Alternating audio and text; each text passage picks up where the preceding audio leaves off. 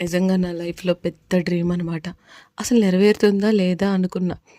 కానీ ఎటువంటిది అడగకుండా, నేను చూడాలి అని అనుకోకుండా, అలా సడెన్‌గా తీసుకెళ్ళిపోయాడు. ఆ స్వామి అనుగ్రహం ఉంటేనే మనం పెద్ద తిరుపతి వెళ్ళగలం. లేకపోతే మనం వెళ్ళాలన్నది కూడా వెళ్ళలేమనమాట. ఆల్మోస్ట్ నాకైతే 20 సంవత్సరాల కల. మా వారు, మా పిల్లలు ఎప్పుడో చూసేశారు. కానీ నాకెందుకో ఆయన దగ్గర నుంచి ఇప్పటి వరకు పిలవలేదు. ఏంటో ఆయన్ని నేను చూడాలనుకున్నా, ఆయన నన్ను చూడాలనుకోలేదో ఏమో పిలవలేదు. సరే ఇంక ఆయనకెప్పుడు కావాలంటే అప్పుడు పిలుస్తారులే అని నేను వదిలేశాను. కానీ సడెన్‌గా అయితే ఆయన దగ్గర నుంచి నిజంగా పిలుపొచ్చిందనమాట.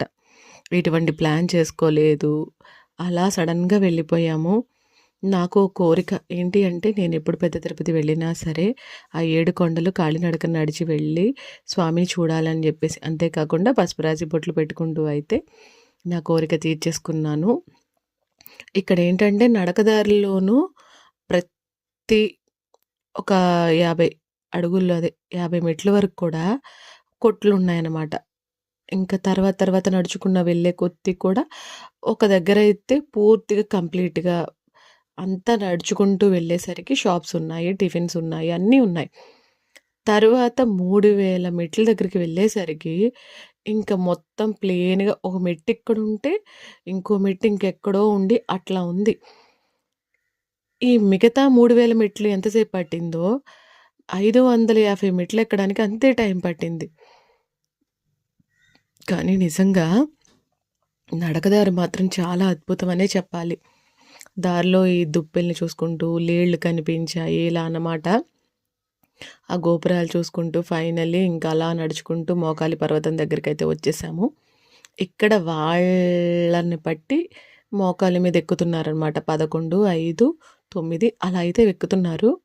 కానీ మేమైతే 11 మాత్రమే మోకాలి పర్వతం అలా ఎక్కగలిగాము. ఇంకా రూమ్‌కెళ్ళేసరికైతే దాదాపు 4 అయిపోయింది. ఇంకా ఒక 1 అవర్ రెస్ట్ తీసుకొని ఇంకా 8:30 ఆ టైంలోకైతే ఉచిత దర్శనంలోకెళ్ళిపోయాము. మేము తిరిగి ఆదివారం 11:30కి బయటకొచ్చాము. ఇంకసలు ఆ టయానికి కూడా అవుతదా లేదా అనుకున్నాం కానీ ఇంక అయిపోయింది. ఎవరికి వాళ్ళు నైట్ అస్తమానం కూడా నడవటమే అనమాట. ఎప్పుడూ చూడలేదు అలాగా. అసలు కూర్చుందామన్న ప్లేస్ లేదు. నుంచొని ఇంకా ఎప్పుడో మార్నింగ్ ఎప్పుడో 8కి టిఫిన్ టయానికి రూముల్లో పెట్టారనమాట.